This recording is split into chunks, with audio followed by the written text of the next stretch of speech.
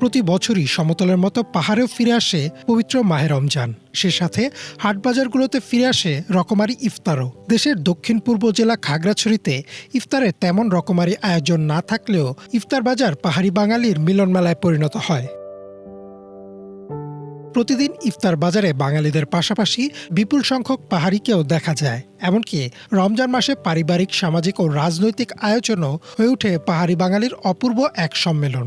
এ যেন ভিন্ন এক অসাম্প্রদায়িক সহাবস্থান। এবছর আমরা ইফতারের আয়োজন করেছি পাহাড়ি রকম আইটেম নিয়ে।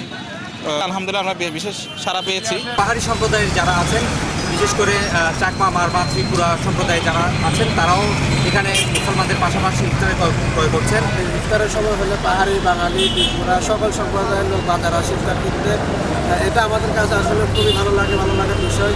প্রতি বছর রোজ আসলে আমরা ইফতার মাসে বন্ধুরা মিলে সবাই মিলে আমরা ইফতার বাজার করে সবাই মিলে খাই। পার্বত্য চট্টগ্রামের খাগড়াছড়িতে আসলে ইফতারের আয়োজনটা হয় হচ্ছে উৎসব মুখর। আমরা সবাই একসাথেই ইফতারের আয়োজনটাতে একসাথেই অংশগ্রহণ করে থাকি। আমরা তো ঘরে কিছু বানাই না, এখন ইফতার নিতে এসেছে এক বছরে প্রতি এটা খাওয়ার জন্য।